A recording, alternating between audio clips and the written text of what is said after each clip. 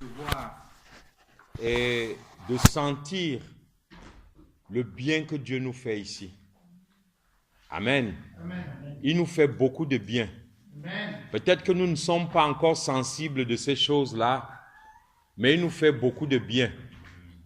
Amen. Amen. Ça me ramène toujours à cette image du roi Saül quand il doit être intronisé. Le prophète vient, Saül sait bien que c'est le jour de son intronisation et tout, mais le prophète se met à chercher Samuel dans la foule.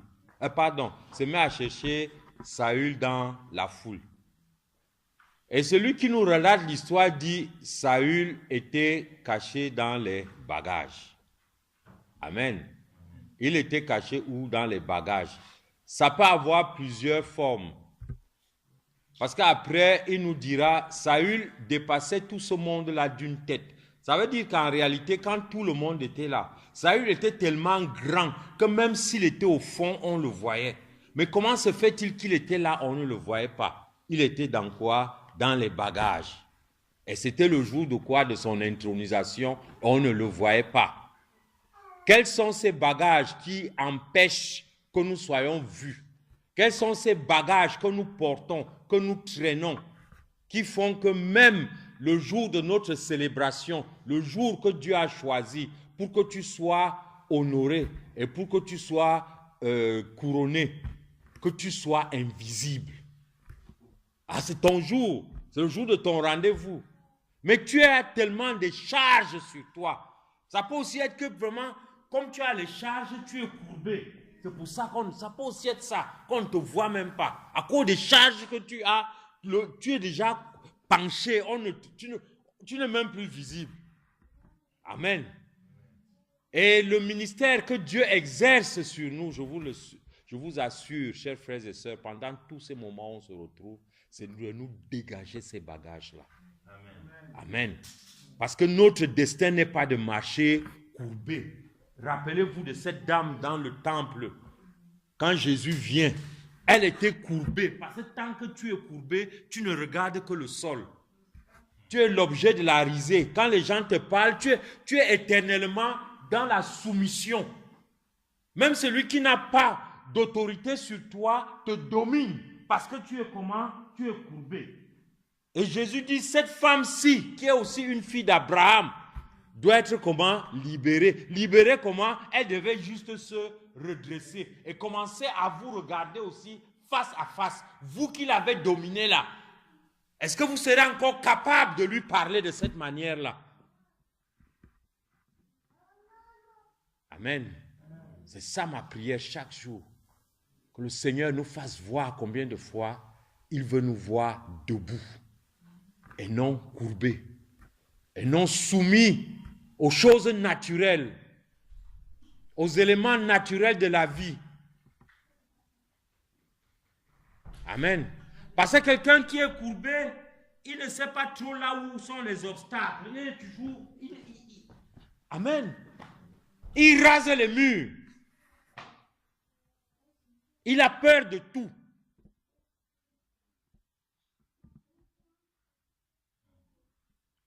Amen. C'est ça véritablement ma prière. Nous allons lire un texte dans les épîtres de Pierre.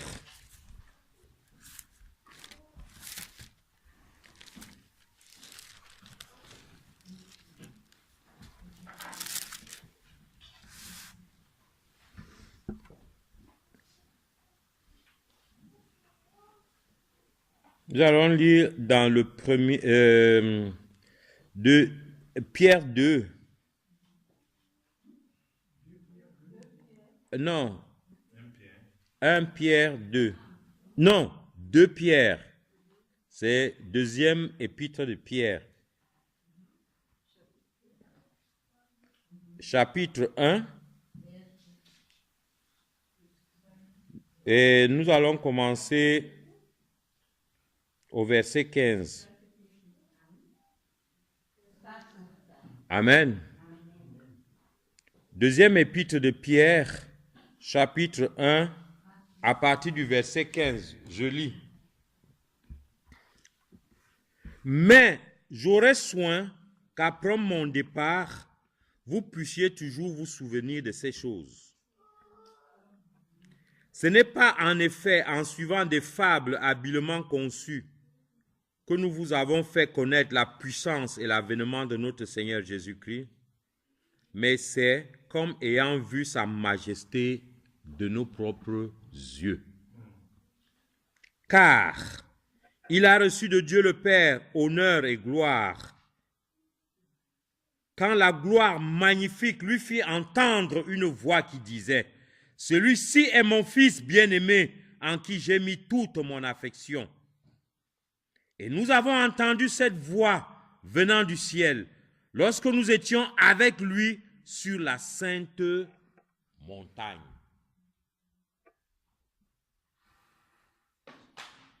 Et nous tenons pour d'autant plus certaine la parole prophétique à laquelle vous faites bien de prêter attention, comme à une lampe qui brille dans un lieu obscur, jusqu'à ce que le jour vienne apparaître et que l'étoile du matin se lève dans vos cœurs. Amen.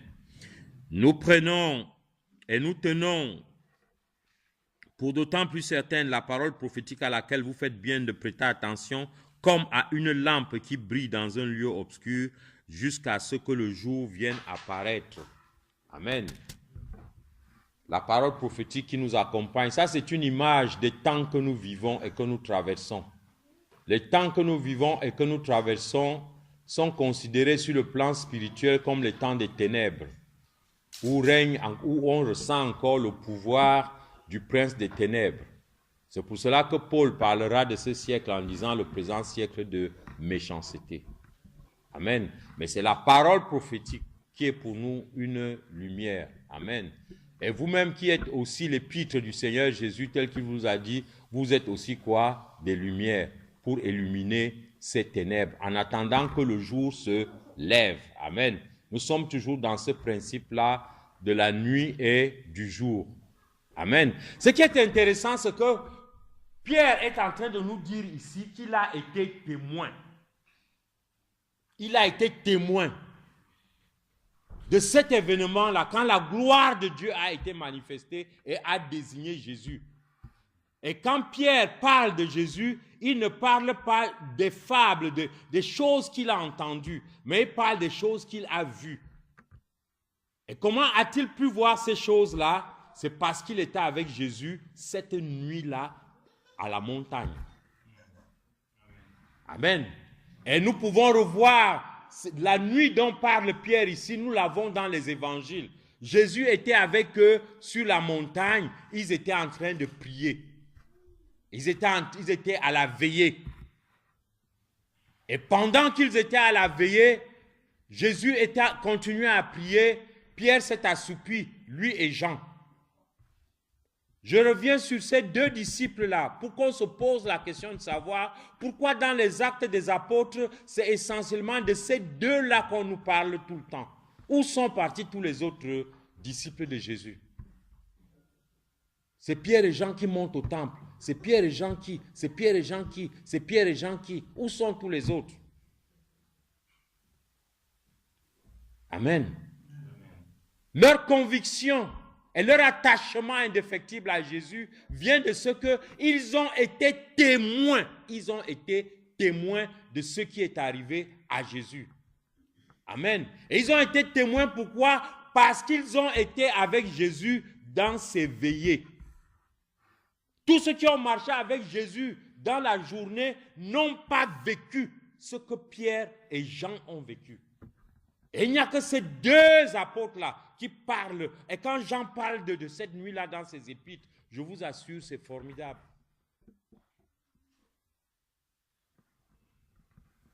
Amen. Et c'est pour cela aussi, ma prière est celle de Pierre.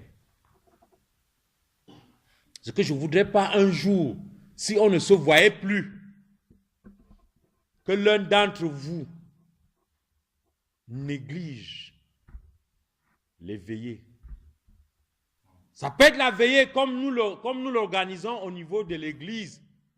Mais ça peut aussi être des communions comme celles qu'on a vues. Pendant que tout le monde dort, pendant que la ville dort, tu te lèves. Tu vas à la rencontre de ton Seigneur. Amen. Beaucoup de chrétiens se plaignent. Oh, mais je cherche la face de Dieu, je veux que Dieu me parle. Comment tu veux que Dieu te parle si à l'heure où Dieu parle, tu es endormi? Parce que n'oubliez pas que ce jour-là aussi, Pierre s'était assoupi. La gloire de Dieu manifestait, il se réveille. Et il dit, nous allons bâtir 3 tentes. Une tente pour Jésus, une tente pour Moïse et une tente pour Élie. C'est là où Dieu lui dit, tu arrêtes ça, Pierre. Voici mon fils en qui j'ai remis toutes choses. Ça veut dire, arrête le culte. Oui, on va faire un temple pour Moïse. Ça veut dire que le matin, tu te lèves, tu t'en vas écouter la prédication de Moïse, tu t'en vas écouter la prédication d'Élie, et à la fin, tu vas écouter celle de Jésus. Non, vous m'arrêtez ça. Voici celui que vous devez écouter. Le débat est clos. Amen. Le débat est clos. Et pour moi, ça a aussi été merveilleux quand on s'est retrouvés vendredi. Parce que c'est dans cette voie-là aussi pleinement que le Seigneur nous a amenés. Nous allons juste voir ça pour qu'on comprenne l'intérêt de ces rencontres-là. C'est ça qui m'importe aujourd'hui. Parce que moi, je tire déjà bénéfice de ces rencontres. Mais si je tire bénéfice de ces rencontres, ça ne doit pas être pour moi seul. Amen. Parce qu'en réalité, comment est-ce qu'on connaît la qualité du bon berger? La qualité du bon berger n'est pas à la dimension du volume du ventre du berger, des biens que le berger a, mais c'est à la bonne santé des brebis qui sont sous sa main. Amen. Voir les brebis en bonne santé, c'est ça la responsabilité du berger. Quelle que soit la maladie que la brebis a. Amen.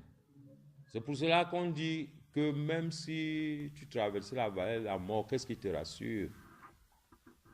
La houlette de Dieu te rassure. Amen. Et sa canne. Mais pourquoi? Quand vous regardez la canne du berger juif, c'est la canne qui monte comme ça avec un crochet. À quoi servait ce crochet-là? C'était pour attraper la brebis, pour la soigner. Comme ça, peut-être si elle était blessée à une jambe, il pouvait maintenir la jambe immobilisée et pouvait soigner. C'est pour ça que la brebis dit que quand il voit ça, ça le rassure. Le bâton que le berger a n'était pas tant pour frapper, c'est pas pour frapper la brebis. Amen. C'est vrai, c'est un instrument de discipline, mais c'est aussi un instrument de soin, et surtout un instrument de soin. Et c'est pour ça que la brebis dit, quand il voit ça, elle est rassurée. Amen. La discipline est le soin. C'est ça qu'on apporte. On est ensemble? Est-ce qu'on peut revenir un moment sur le texte qu'on a lu dimanche? Vendredi. On était dans Genèse 22, je crois. Genèse 22, on va s'attacher sur 2 ou 3 choses et puis vous irez prenez les enregistrements chez ceux qui ont enregistré le texte, la veillée de vendredi et écoutez cette veillée, je vous en prie. Il y a des choses, Dieu est en train de faire des choses au milieu de nous et nous devons, le Seigneur Jésus a dit, il est profitable pour vous. C'est-à-dire qu'on doit tirer un profit de ça. Pour ceux qui font le commerce, ils savent très bien ce que c'est qu'un profit. Quand tu as déjà remboursé les dettes, tu as remboursé tout, ce qui te reste pour toi-même, qui est l'objet de ta prospérité. C'est ça qu'on appelle le profit. Amen. Et Jésus dit, il est profitable pour vous. Donc, quand nous venons dans la maison de Dieu, il y a un profit qui nous est réservé. Et nous devons tirer avantage de ce profit-là. Parce que c'est ce profit-là qui nous permet de traverser ce siècle, ce présent siècle de méchanceté, comme le disait Paul. On est dans Genèse 22 et on commence dans son verset 1. Après ces choses, Dieu mit Abraham à l'épreuve et lui dit, Abraham, et il répondit, me voici. Pour certains qui étaient là au début du culte, vous devez comprendre pourquoi tout à l'heure le pasteur Hilaire a dit à Jésus, me voici. Amen. Abraham dit quoi? Me voici. Amen. Dieu parla à Abraham et a appelé Abraham. Abraham lui dit, me voici. Et que ce Dieu dit, prends ton fils, ton unique, celui que tu aimes, Isaac, va-t'en au pays de Moria et offre-le en holocauste sur l'une des montagnes que je te montrerai, que je te dirai. Amen. Le verset 3 nous dit, Abraham se leva de bon matin, cela son âne. Je m'arrête là. Abraham se leva quand? De bon matin, et cela son âne. Ça veut dire que Dieu a parlé à Abraham quand? Vous voulez encore une preuve de ce que Dieu parle la nuit? Amen. Commencez à rendre profitables vos nuits. Vous voulez la preuve que Dieu parle la nuit? La voici. Amen. Oh, je voudrais seulement nous rappeler quelque chose. Dans Genèse, nous voyons très bien comment est-ce qu'on dit le soir, Dieu vint au jardin et il voulait parler à qui? À Adam. Adam, où es-tu? Je suis nu. Et je me suis caché. Amen. Il est nu et il a fait quoi? Et il s'est caché. Est-ce que nous sommes en train de voir? Parce que c'est vrai, on nous dit Adam, il a vécu 925 ou 975 ans, je ne sais pas. On dit qu'il a vécu 975 ans. Amen. Mais Dieu a dit, le jour où tu mangeras du fruit, tu feras quoi? Tu mourras. Après, on rigole, on dit, oui, il a fait 900, il a quand même fait 900 ans. Bon, et certains disent, oui, de toute façon, Abraham, qu'est-ce que je veux dire là? Adam c'était une mort spirituelle. Amen. Mais ce n'est pas nous qui apprenons le décompte des temps à Dieu. Quand Dieu dit le jour, il dit le jour où tu manges, tu mourras. Amen. Et nous avons la révélation. On n'a pas le temps de regarder tous ces textes, mais vous le verrez, même Pierre nous le dit. Un jour pour Dieu, c'est combien d'années pour l'homme? Il dit 1000 ans. C'est 1000 ans. Ce qui fait que faisons attention quand Dieu te donne le temps. Toi, tu commences à régler ce temps-là par rapport à ta compréhension du temps. Mais fais attention, parce que c'est Dieu qui est le maître des temps. Essaie de comprendre dans quel temps Dieu te parle. Il a dit le jour où tu mangeras, tu mourras. En réalité, Adam n'a pas fait un jour. On est ensemble? Amen. Adam n'a pas vécu un jour. C'est au soir de sa vie qu'Adam meurt. Et il meurt au soir de sa vie quand Dieu vient à sa rencontre. Et Dieu avait des choses à lui dire. Et quelque chose s'est passé. Et la première rencontre entre Dieu et l'homme a tourné au désordre. L'homme n'a jamais pu profiter de la première rencontre avec Dieu. Amen. Cela a mal tourné. Et c'est entré dans l'ingratitude et tout ce que nous connaissons. On aura un problème d'obéissance, on aura un problème de reconnaissance, on aura tout ça, d'indiscipline, tout ça est mélangé. Et c'est ça qui a foutu en l'air la première rencontre entre Dieu et l'homme. Et nous verrons à quel niveau on est à Genèse pratiquement 22, où Dieu appelle un homme et l'homme lui dit, me voici. Amen. Et Dieu nous a dit que toutes les familles de la terre seront bénies par qui? Par Abraham. C'est-à-dire qu'Abraham va rassembler toutes les familles de la terre dans la bénédiction de Dieu. Et ce qui fait que quand nous étudions la vie d'Abraham, ce n'est plus la vie d'un individu que nous sommes en train d'étudier, mais c'est notre propre vie que nous sommes en train d'étudier. Parce qu'au travers de la vie d'Abraham, nous voyons clairement comment le plan de Dieu pour la restauration de notre communion avec lui. Comment est-ce que Dieu est en train de nous restaurer pour que les rencontres se fassent avec lui de manière harmonieuse. Amen. Et c'est pour cela que nous devons étudier Abraham. Moi, j'aurais été autrement, j'aurais peut-être pensé autrement, j'aurais dit, il serait peut-être utile qu'on fasse un séminaire là-dessus, peut-être sur 3 jours. Parce que si nous comprenons très bien comment ça fonctionnait avec Abraham, c'est une école pour nous pour apprendre à vivre. Parce que pour moi aujourd'hui, comme on le disait tout à l'heure, ce n'est plus tant de promesses. Parce que si vous voyez, quand nous regardons la vie d'Abraham, Dieu a saoulé Abraham de promesses. Chaque fois qu'il a trouvé Abraham, je vais te faire ceci, je vais te faire... Mais un nombre incalculable de promesses.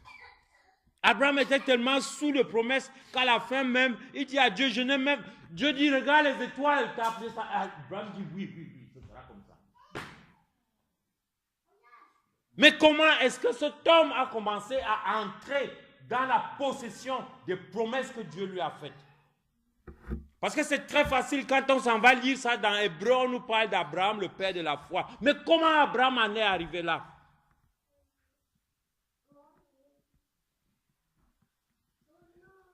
Amen. Abraham nous amène à l'école pour que nous ne rations pas notre rendez-vous avec qui? Avec Dieu. Pour qu'on mette à profit le temps où nous devons rencontrer Dieu.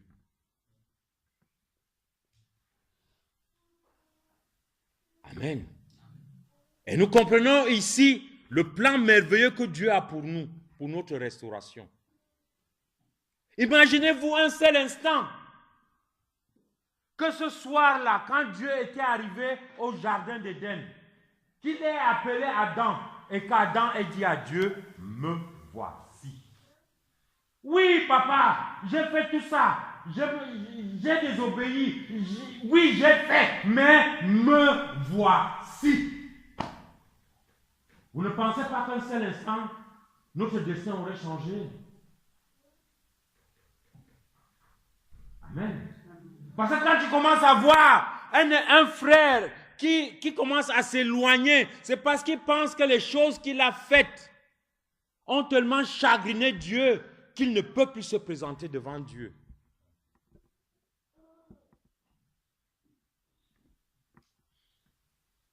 Entre frères, quand tu commences à voir des perturbations, on est très fort d'aller se cacher derrière l'écran de notre smartphone, de balancer des injures, de balancer. Mais voici, rencontrons-nous, on parle. Amen. On parle. Amen. Rencontrons-nous, on parle. Amen. Le texte ici, je fais court. Le texte ici nous dit que Isaac et Abraham allaient ensemble. Amen. Ils allaient ensemble pour aller le sacrifier, mais ils ont eu un entretien. Père, où est l'agneau? Il y a le bois, il y a le feu, mais où est l'agneau? Et il faut qu'Abraham explique à l'enfant, et l'enfant l'a compris, qu'en réalité, il n'y avait pas d'agneau. Et que s'il y avait un agneau, l'agneau c'était qui? C'était Isaac. Et il faut qu'Isaac comprenne ça. Comment un père peut expliquer ça à son fils? Que je m'en vais te sacrifier, je m'en vais t'égorger, et c'est la volonté de Dieu. Et je te demande de me suivre pour aller adorer ce Dieu-là. Dites-moi un peu comment est-ce que cela est possible.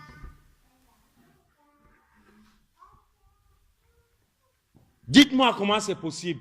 Mais Abraham a affronté cet entretien. Et son fils et lui, ils ont affronté cette situation face à Dieu, qu'ils servent. Il a dit qu'il va me sacrifier. Il t'a dit de me sacrifier. Oui, je m'abandonne. Mon fils, je suis avec toi dans cette épreuve. Je souffre autant que toi. Nous irons à la montagne. Et on dit, et ils allaient ensemble. Il s'agit d'un cas de mort. Tu dis à quelqu'un, là où on s'en va, là, je m'en vais t'égorger. Mais vous allez comment? Ensemble. Mais quelles sont ces situations entre frères et sœurs à l'église qui font qu'on ne peut pas être ensemble parce qu'il y a eu un problème? Quel problème il y a eu? Est-ce qu'on peut m'expliquer?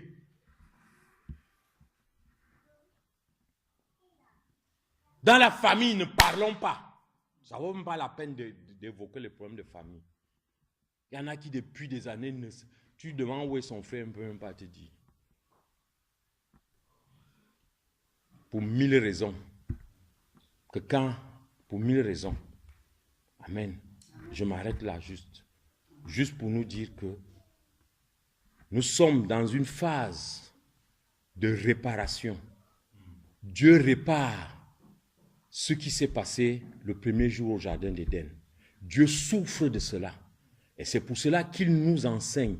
Et par Abraham, il va envoyer son fils Jésus-Christ qui va nous enseigner comment est-ce que nous devons renouer cette communion avec le Père. Et le Fils est venu, il a donné de son sang, il est allé à ce sacrifice suprême afin d'effacer tout obstacle qui pouvait nous empêcher de vivre cette communion avec le Père.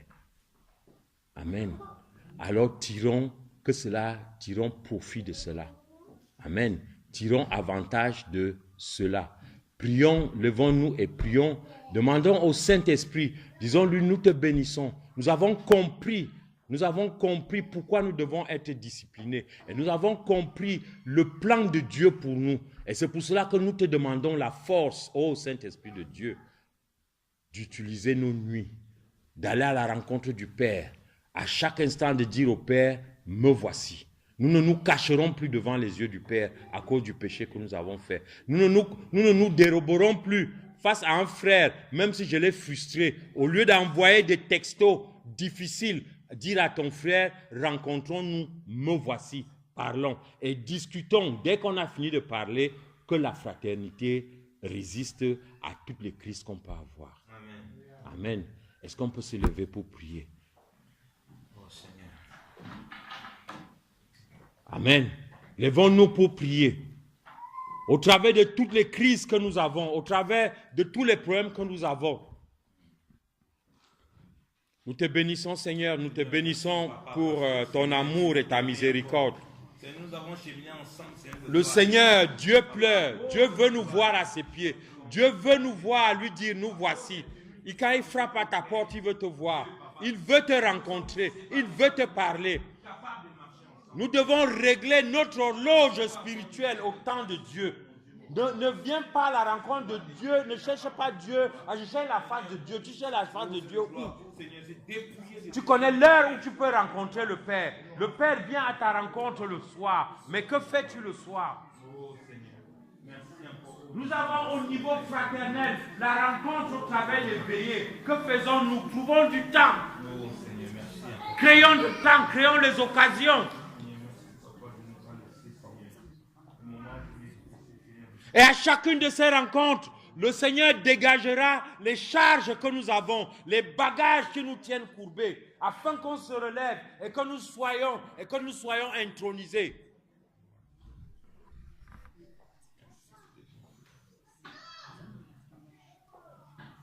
Ça doit être une discipline. Se lever la nuit pour prier n'est pas facile.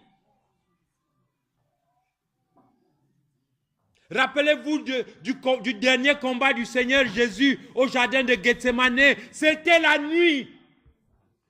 C'était la nuit. Et imaginez-vous comment ce combat a été difficile pour lui.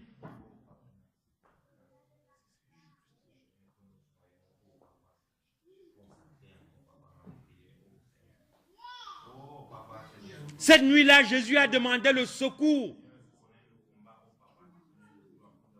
Et la Bible dit, Dieu a envoyé les anges pour le secourir. Dieu est prêt à envoyer les anges te secourir dans la nuit. face aux épreuves que tu traverses, les épreuves qui t'attendent le lendemain. C'est le lendemain que Jésus allait être livré. Mais dans la nuit, ça a été tout le combat.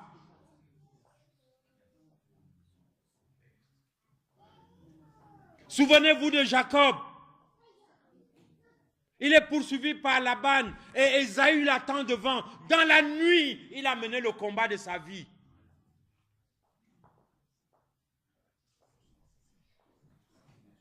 Dans la nuit, Jacob a combattu pour sauver sa famille.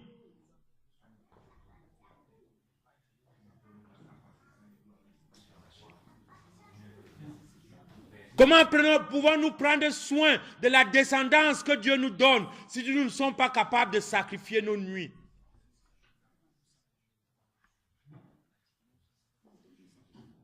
Pourquoi continuer à se plaindre? Mon mari est comme ça, ma femme est comme ça, mon enfant est comme ça. Si toutes tes nuits tu passes à ronfler, voilà toute ta nuit.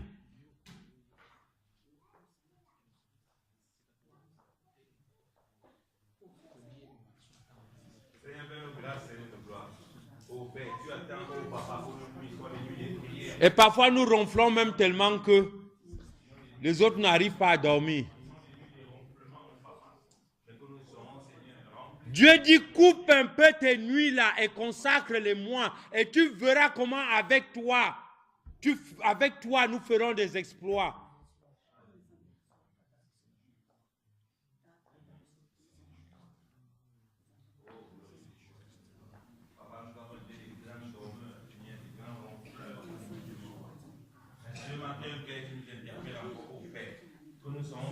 Quand on dit réveillez-vous, on dit réveillez-vous, ô toi qui dors. Réveillez-vous, ô toi qui dors. Bon, ça veut dire que ce n'est pas dans la journée qu'on te demande de te réveiller, c'est dans la nuit. C'est une discipline.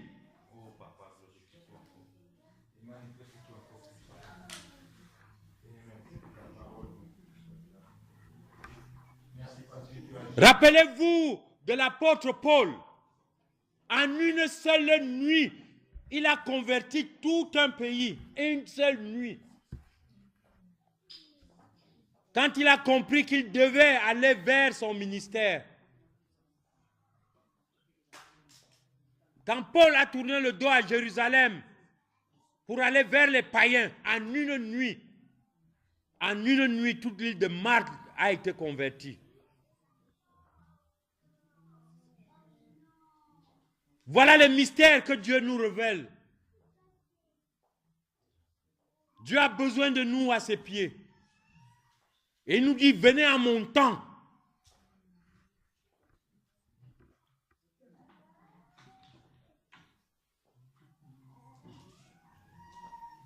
Soyez disciplinés, soyez obéissants. Vous m'avez déçu le premier jour au jardin d'Éden. Je suis arrivé. Vous vous êtes cachés.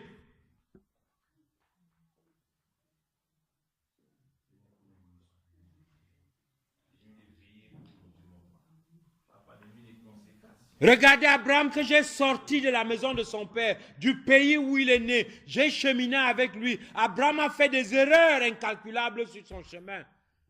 Mais le voici. Quand je l'appelle, il me dit, me voici. Abraham aussi aurait pu dire à Dieu, ah, c'est la femme que tu m'as donnée. C'est elle qui a amené, j'ai eu Ismaël. Pourquoi tu me déranges? C'est la femme que tu m'as donnée. Abraham aussi pouvait dire ça. Pourquoi pas?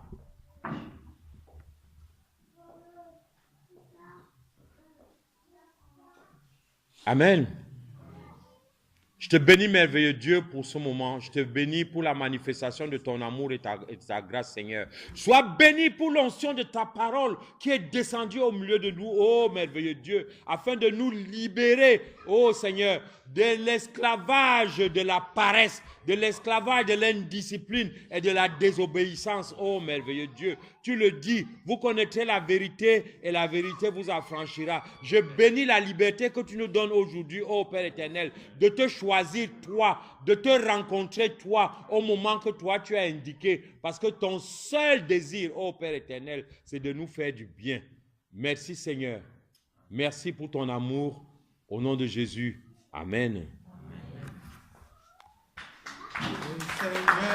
a aimés comme on n'a jamais aimé, et nous guide chaque jour comme une étoile dans la nuit. Oh, car nous partageons le pain, il nous donne son amour.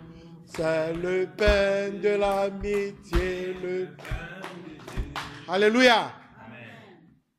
La chanson là, on la chante comme si on ne comprend pas. On dit que le Seigneur nous a aimés comme... Hein? Il nous guide chaque jour comme... Bien-aimé, on vient de nous parler de la nuit. Amen. Il nous guide chaque jour comme une étoile dans la nuit. Ça veut dire que lorsque tu as l'étoile avec toi, tu ne vivras pas dans la nuit. Amen. La nuit peut t'entourer, mais tu serais éclairé. Amen. Mais tu peux aussi rejeter l'étoile pour demeurer dans la nuit. Tout dépend de toi.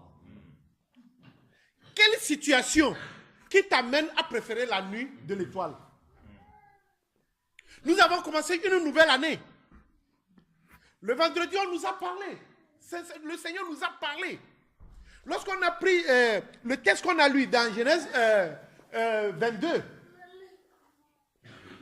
déjà le 6e verset, on dit que Abraham et Isaac marchaient ensemble. Mais après cela, Isaac a posé une question capitale. Père, Abraham a dit, me voici. Ça veut dire que Abraham n'a pas dit seulement, me voici à Dieu. Mais il a dit, me voici aussi à son enfant. Responsabilité. On veut récapituler un peu. Il a dit, me voici à Dieu. Il marchait ensemble avec cet enfant. Et l'enfant lui dit, Père. Il dit, me voici. Dans quelle situation Abraham répondait, me voici? Abraham savait qu'il allait sacrifier son enfant. Abraham savait qu'il allait pour offrir son enfant. Et c'est cet enfant-là qu'il appelle Père. Tu as quel cœur?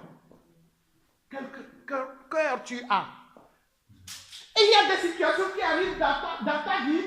Si ton enfant te parle, tu rougis comme un lion. Non, Abraham a fait le contraire. Il a dit, me voici. Amen. Ça veut dire qu'en réalité, il n'y a aucun problème qui peut t'amener à rejeter ton enfant aussi. Amen. Il n'y a aucune situation dans laquelle tu peux te trouver et tu vas déverser sur ton enfant. Dieu l'a appelé. Il a dit, me voici. Dieu l'a dit, maintenant, tu iras sacrifier ton enfant. Lorsque son enfant l'a appelé, il n'a pas hésité encore à dire, me voici. Bien-aimé, voici le feu. Où est l'agneau? On nous a dit la fois dernière. Au fait, l'enfant savait qu'il n'y avait pas l'agneau. Mais il a demandé encore, où est l'agneau? Ça veut dire que l'enfant dit que, donc père, en réalité, tu veux me prendre comme un agneau et aller sacrifier? Parent, quel cœur tu auras devant cette question? Moi, je ne l'appelle pas question, j'appelle une réflexion. C'est une question réflexive. Ça amène l'enfant à penser et ça amène le père à penser. Les deux se trouvent dans une situation difficile. Tout est prêt, sauf l'agneau. Alors si je comprends bien, je suis l'agneau. Alléluia. Dieu se pourvoira. Alléluia. Alléluia. Amen. Dans ta situation, aie confiance en Dieu. Alléluia. Dans les problèmes qui t'entourent, dans les choses où le monde dit qu'il n'y a plus d'issue, dis seulement, Dieu se pourvoira. Alléluia. Le texte là, d'habitude on a l'habitude de dire que Dieu pourvoira. Mais là-bas on a dit Dieu se pourvoira. Ou bien si je veux. Dieu se pourvoira. Ce n'est plus Dieu pourvoira. Dieu se pourvoira. Ça veut dire que Dieu l'agneau lui-même va se présenter. Alléluia. Dieu l'agneau lui-même, il va se présenter. C'est plus profond que ce que nous avons l'habitude de dire, Dieu pourvoira. Ça veut dire que Dieu va envoyer quelqu'un. Mais ici, c'est Dieu même qui descend pour être l'agneau. Amen. Alléluia. Qu'est-ce qui te trouble? Qu'est-ce qui t'éloigne de Dieu? Qu'est-ce qui fait que tu as refusé de marcher ensemble avec les autres. C'est en marchant ensemble avec les autres, peu importe ce qui vous divise, que Dieu va se pourvoir. Lorsque tu vas accepter marcher avec celui qui veut te tuer, Dieu se pourvoira. Lorsque tu vas accepter manger ensemble avec celui qui t'a trahi, Dieu se pourvoira. Alléluia. Oui, Dieu se pourvoira. Mais pour que Dieu puisse se pourvoir, il faut que tu acceptes de marcher ensemble avec tout le monde. Amen. Alléluia. Bien-aimés, c'est très fort. Si nous avons compris ce message ce matin, nous sortirons ici en faisant la paix avec tout le monde. Amen. En aimant tout le monde. Amen. Ne devez rien à personne. Si ce n'est l'amour. Alléluia.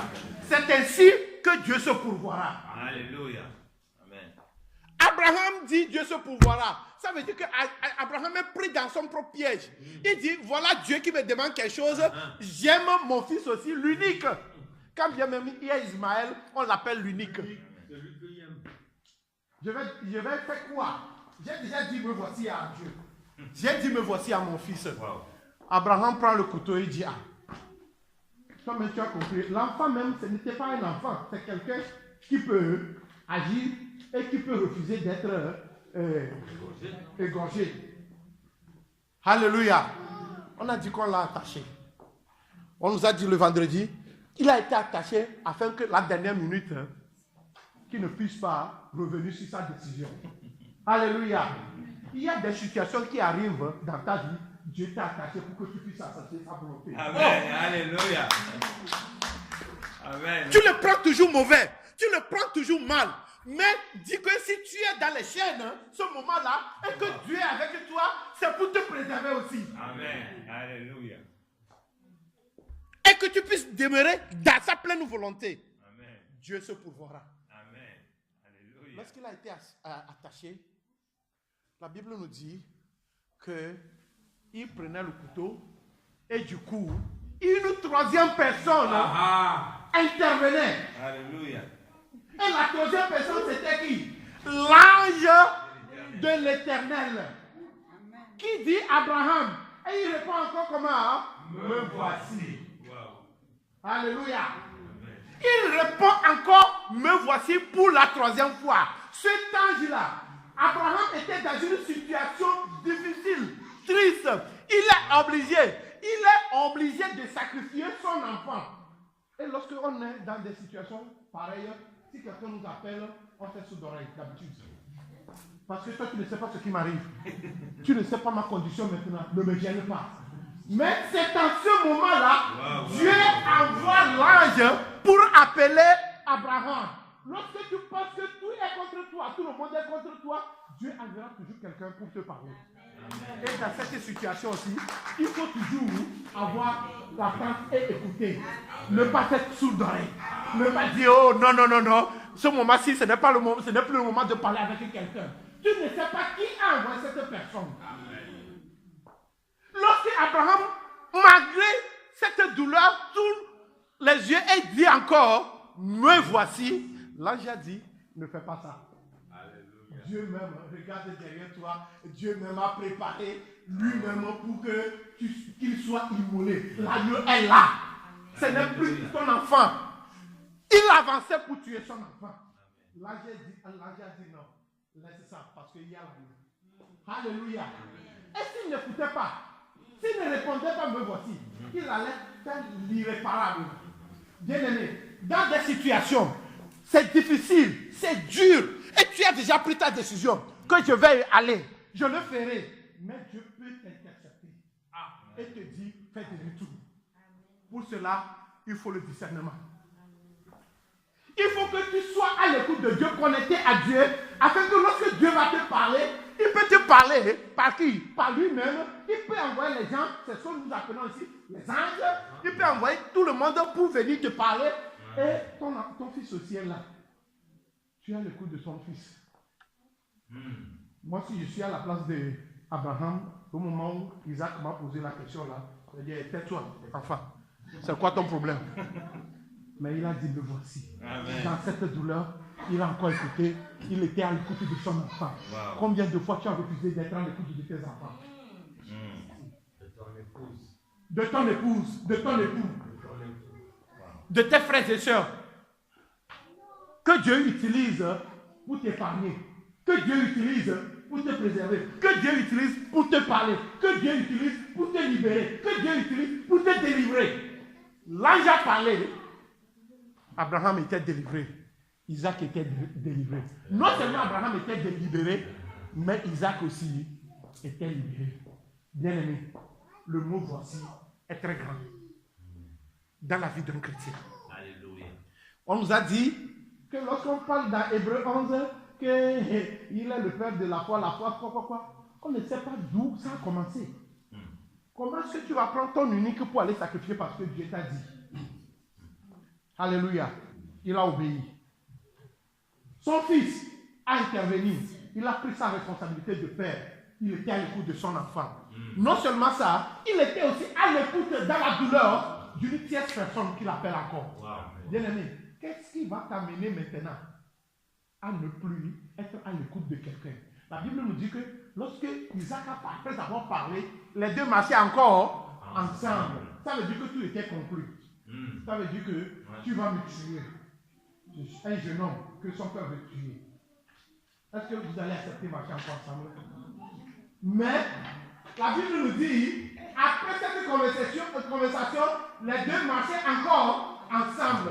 Bien aimé, si eux, ils arrivent à marcher ensemble, en cas de mort, que quelqu'un puisse mourir, qu'est-ce qui te sépare de ton frère? Ah, pourquoi tu ne veux plus marcher ensemble avec ta soeur? Tu parles de foi. Oh yeah. Et nous parlons que nous prions beaucoup. Non. Jésus-Christ a répété la même chose. Jésus savait que Judas allait lui trahir. Jésus savait que Judas allait l'amener à la mort. Et Jésus mangeait paisiblement avec lui. Dans toute association, dans toute chose, celui qui tient l'argent, c'est la personne la plus importante. Et Jésus-Christ a donné la place la plus importante à qui? À celui qui devait lui trahir. Et ils marchaient ensemble avec lui. Bien-aimés, comprenons bien que si nous n'avons pas cette attitude, nous ne pouvons pas aller loin.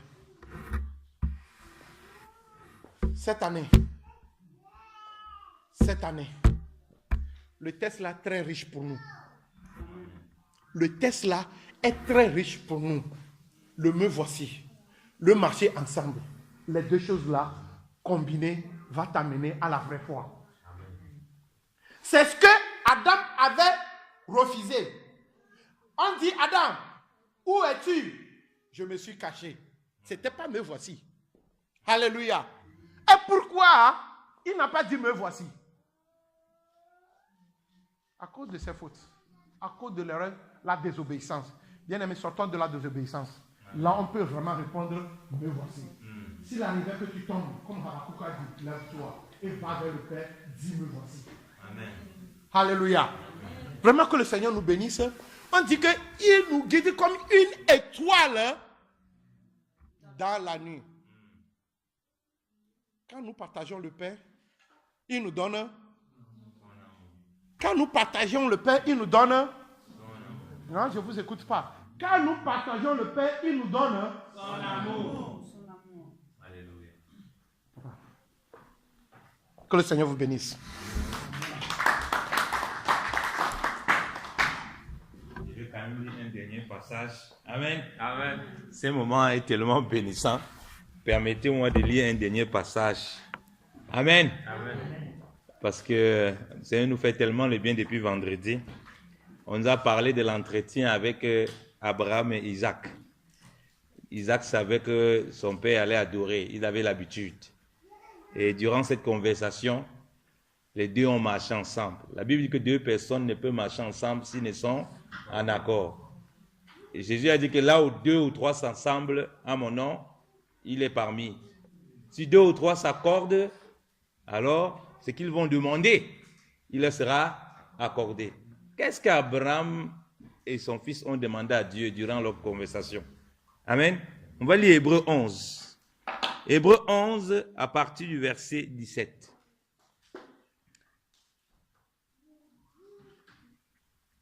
Hébreux 11 à partir du verset 17.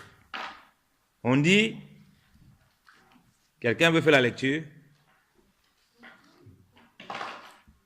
Si quelqu'un veut faire, papa, tu peux faire la lecture. Hébreux 11 à partir du verset 17 au verset 19.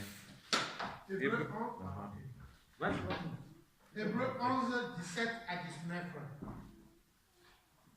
C'est par la foi qu'Abraham offrit Isaac lorsqu'il fut mis à l'épreuve et qu'il offrit son fils unique, lui qui avait reçu les promesses et à qui il avait été dit, en Isaac, tu auras une postérité appelée de son nom.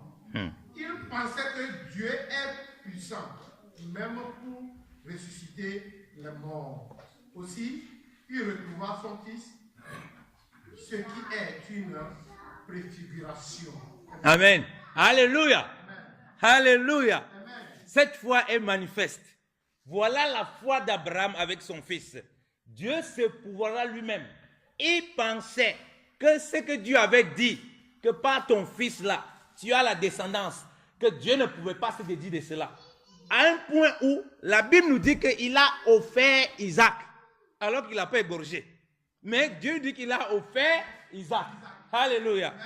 Voilà pourquoi dans cette ferme foi, Abraham croyait que même s'il égorgeait Isaac là, Dieu ne sait pas comment ça allait se passer. Il n'avait jamais vu de résurrection bien aimée dans le Seigneur. Voilà ce que c'est que la foi. La foi l'a amené à comprendre les voies de Dieu. L'a amené à comprendre la résurrection des morts. Ce que les propres juifs, les gens ne croyaient pas. Quand Jésus parlait de la résurrection des morts, il dit non, on va te goûter une prochaine fois. Voilà ce que la foi vient amener chez nous. La résurrection des morts. C'est-à-dire que ce qui est mort dans nos relations, Dieu est capable d'amener à la vie. Alléluia.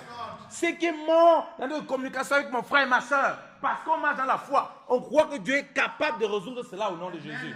Voilà pourquoi il marche avec son fils. Que mon fils, ne regardons pas seulement la mort. Si on regarde seulement la mort, on ne va pas accomplir ce que Dieu veut. Si on regarde seulement la mort, on va croire que Dieu est un menteur. Mais si on regarde que Dieu se pourvoira lui-même, parce qu'il se pourvoira lui-même, il est la résurrection et la vie. Donc du coup, la mort là, on sait qu'après il y aura la vie. Alléluia. Voilà pourquoi la Bible dit bien que Abraham a offert Isaac. Alléluia. Il a offert parce qu'il était dans l'obéissance totale. C'est dans cette obéissance-là qu'il peut écouter l'ange, qui peut écouter d'autres personnes. C'est quand on n'est pas dans l'obéissance, on est dans les chagrinements, dans les murmures, qu'on ferme nos oreilles. Vraiment, soyons dans une foi véritable. Amen. Que le Seigneur soit béni. On va prendre notre repas.